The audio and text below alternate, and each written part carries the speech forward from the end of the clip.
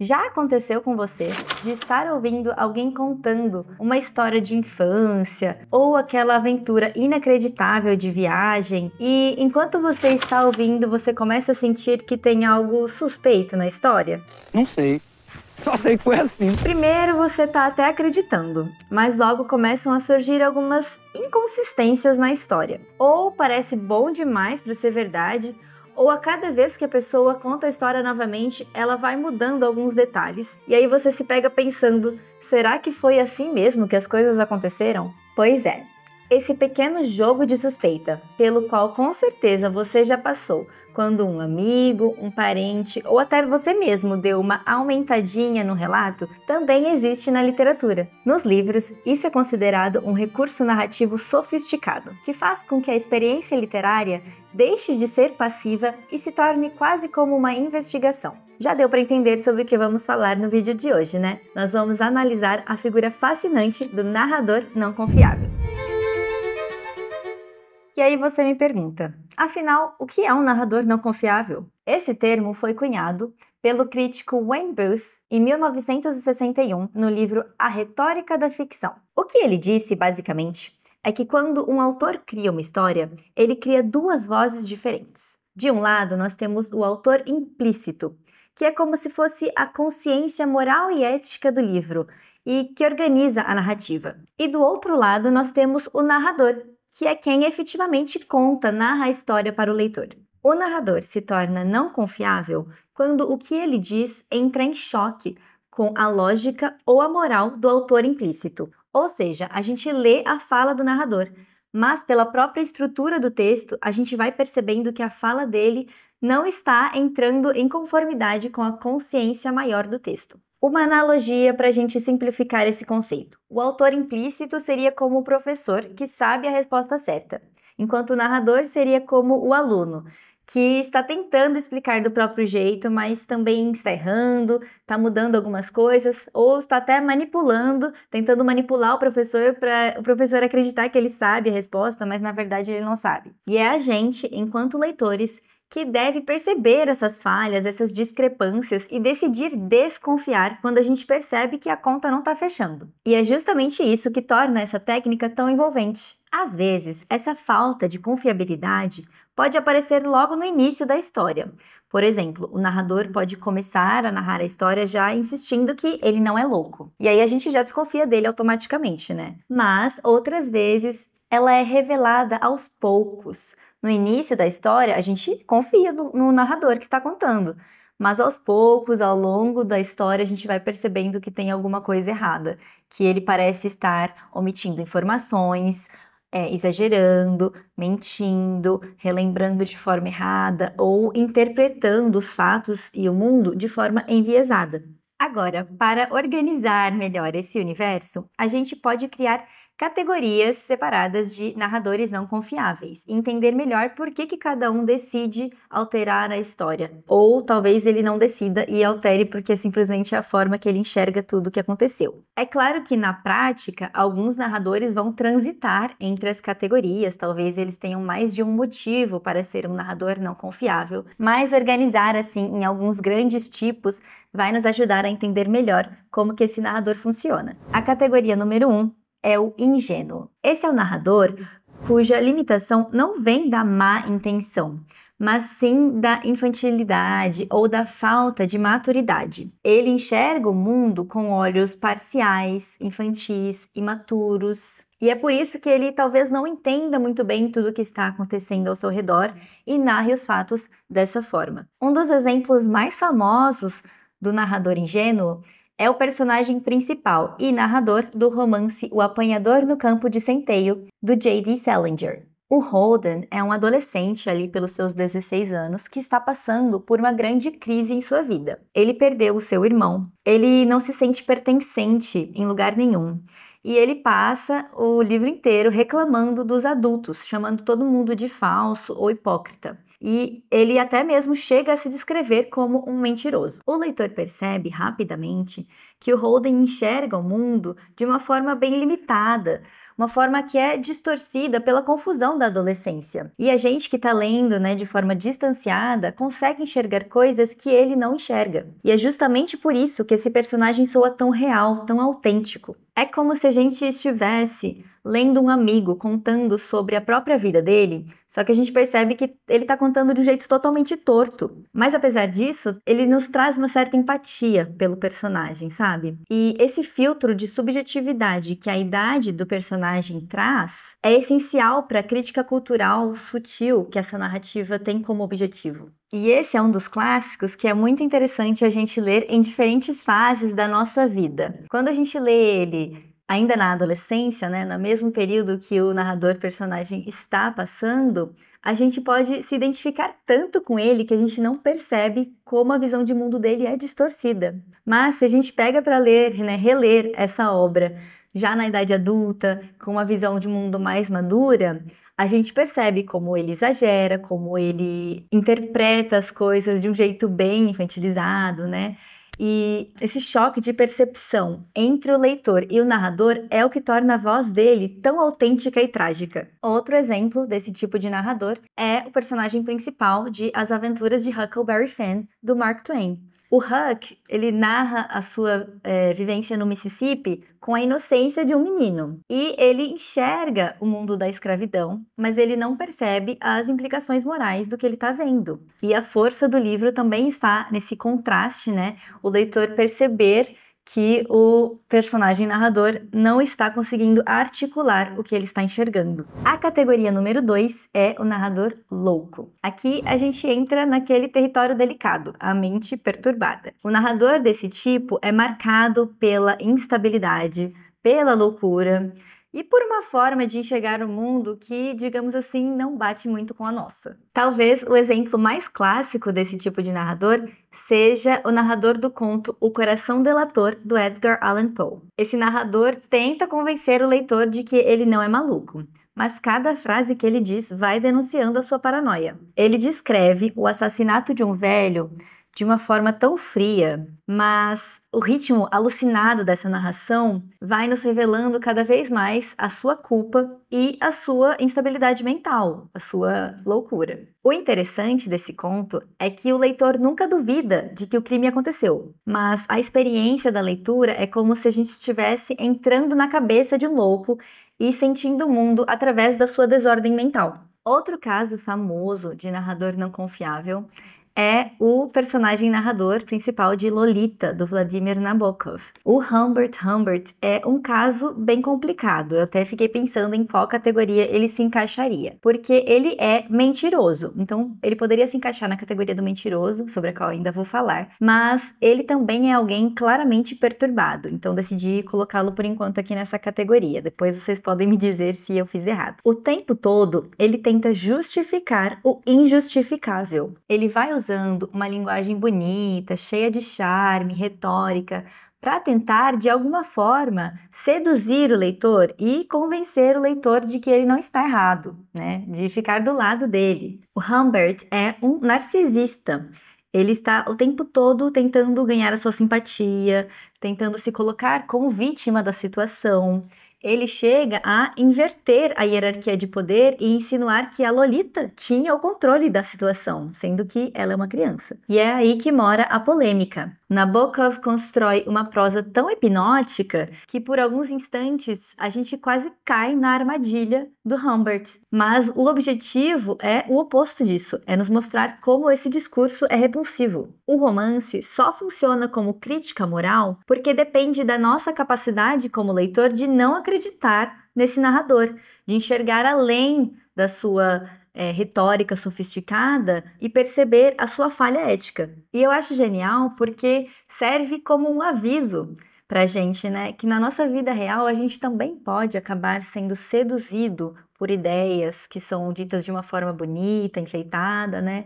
E se a gente não parar para refletir, a gente pode estar comprando algo que na verdade é horrível, como é o caso aqui da narrativa do Humbert. Ele tenta nos vender algo E como as suas palavras são muito bonitas, poéticas, né? Ele conta de um jeito tão lindo que a gente pode acabar acreditando nele. E na verdade, o objetivo da obra é o contrário, é nos mostrar como algo feio pode ser vendido como belo. E aqui no Brasil, nós também temos um grande exemplo de quando a obsessão acaba com a sanidade de um narrador, em Dom Casmurro de Machado de Assis. O Bentinho é um clássico narrador não confiável. Ele transforma o leitor no júri que vai decidir qual é a verdade. Nós já temos um vídeo fantástico aqui no nosso canal, exclusivo sobre esse narrador não confiável, e eu vou deixar nos cards para você assistir depois. Outro narrador que poderia se encaixar nessa categoria é o Homem do Subsolo, do Dostoiévski. Esse é um homem claramente rancoroso, contraditório e cheio de neuroses. Ele vai narrando o seu relato em um tom confessional. Como parece que ele está confessando algo, a gente acredita que ele vai dizer sempre a verdade, né? Mas a cada página, ele mesmo se corrige, se contradiz ou até mesmo admite que ele pode estar mentindo. Então, o leitor nunca sabe se pode acreditar nesse narrador. Ele está criticando a sociedade e, ao mesmo tempo, está criticando a si mesmo. Dostoiévski usa essa voz para mostrar que o ser humano não é só guiado pela razão, mas também é movido pelo desejo, pelo ressentimento, pela irracionalidade. A categoria 3 é o narrador mentiroso. Diferente do narrador louco e do narrador inocente, o mentiroso sabe muito bem o que ele está fazendo. Ele manipula o leitor deliberadamente, esconde fatos e constrói toda uma narrativa para tentar se justificar ou se proteger. Um dos exemplos mais notórios desse tipo de narrador é o Dr. James Shepard, o narrador do romance O Assassinato de Roger Ackroyd, da Agatha Christie. Durante boa parte do livro, ele se apresenta como um narrador objetivo, que está relatando a investigação feita pelo detetive Hercule Poirot. Mas, no final, nós descobrimos que, na verdade, ele era o assassino, e que toda essa narrativa foi construída tentando esconder esse fato. A Agatha Christie revolucionou o gênero policial com esse truque, porque ela mostrou como o narrador pode ser cúmplice de um crime. Ele não é só um mentiroso comum. Ele é o manipulador de toda a estrutura dessa história. A Agatha Christie quebrou aqui uma regra de ouro da ficção de mistério.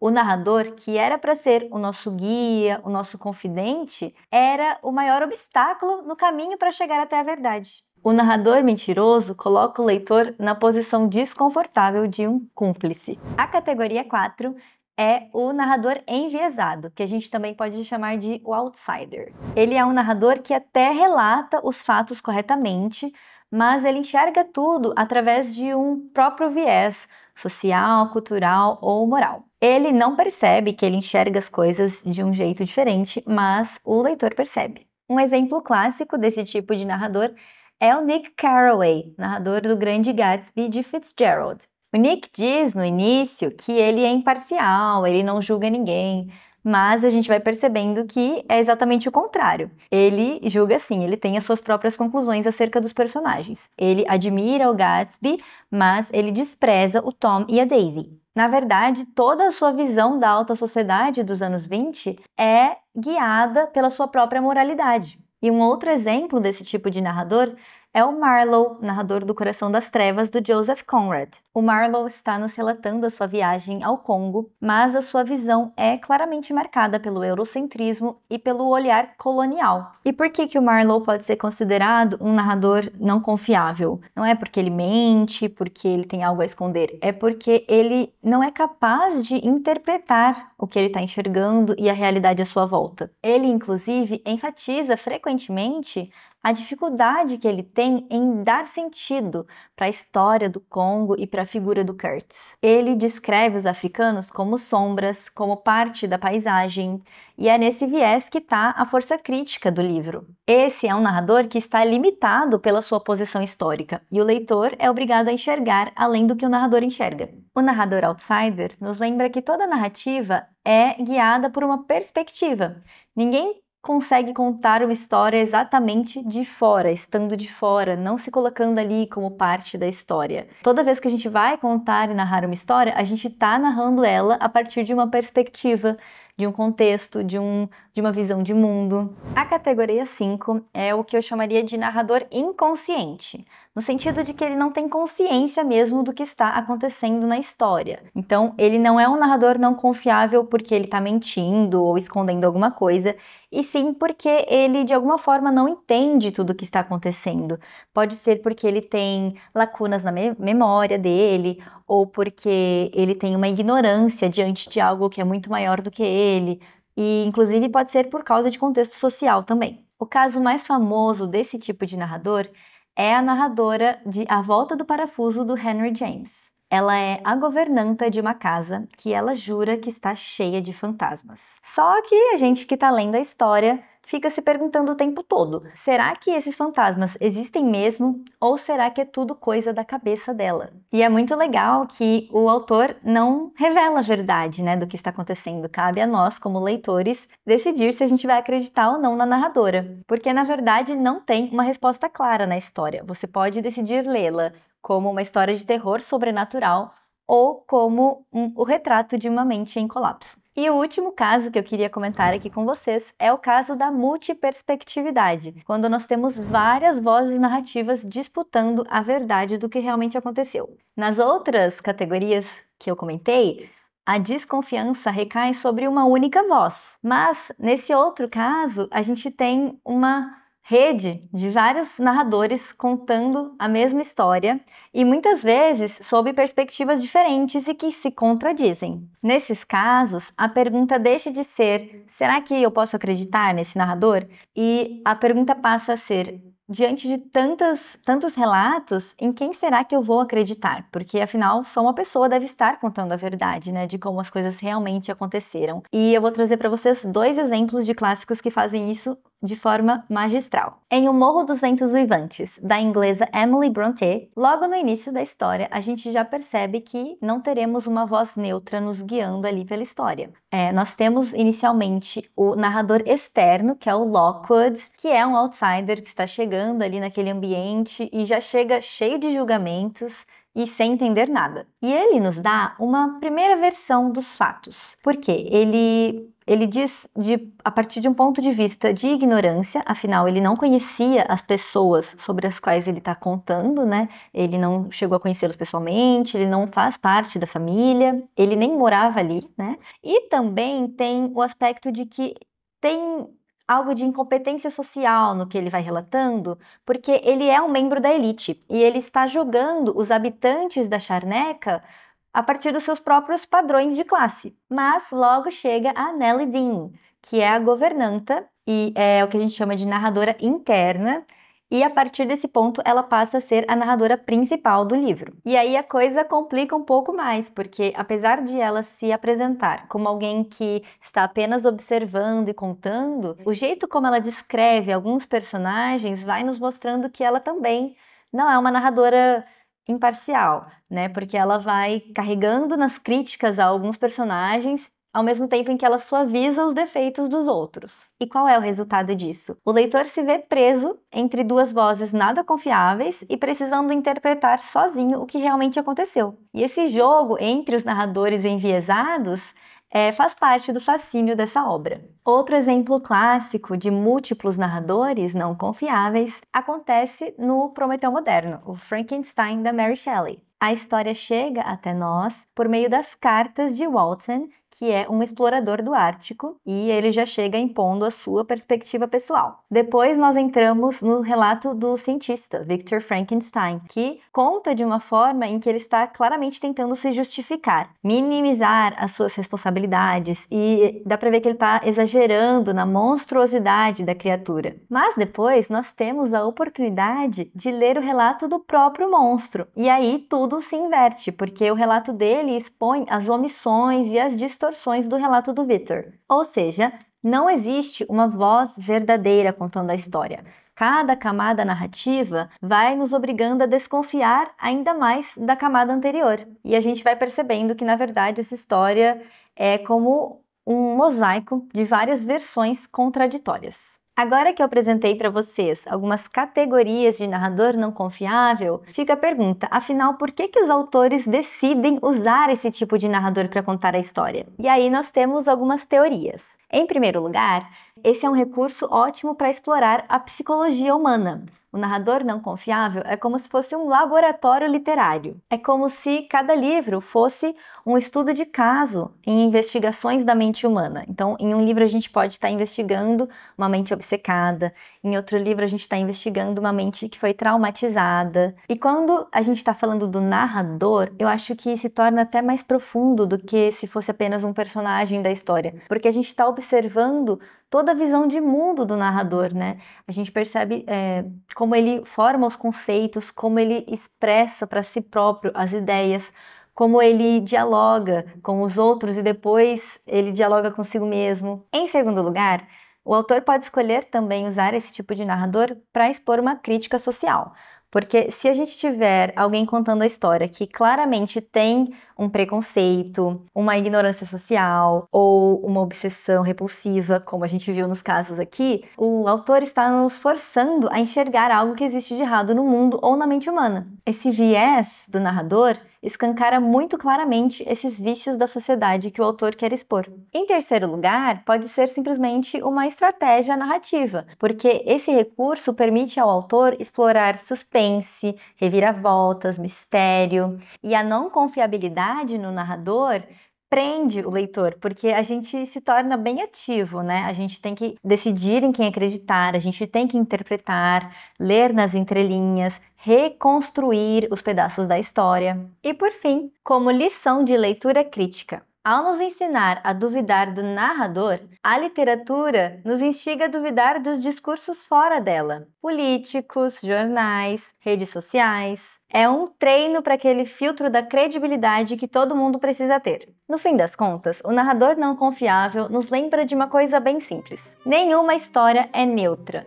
Sempre vem com um ponto de vista. Às vezes esse olhar é honesto, mas às vezes é limitado ou manipulador, e é por isso que eu gosto tanto desse tipo de narrador. A gente não apenas acompanha os fatos de uma história, mas a gente também tenta decifrar quem a está contando. E você, já caiu na armadilha de confiar em um narrador que depois se revelou pouco confiável? Me conta aí nos comentários que eu vou adorar saber. Boa leitura e até o próximo vídeo!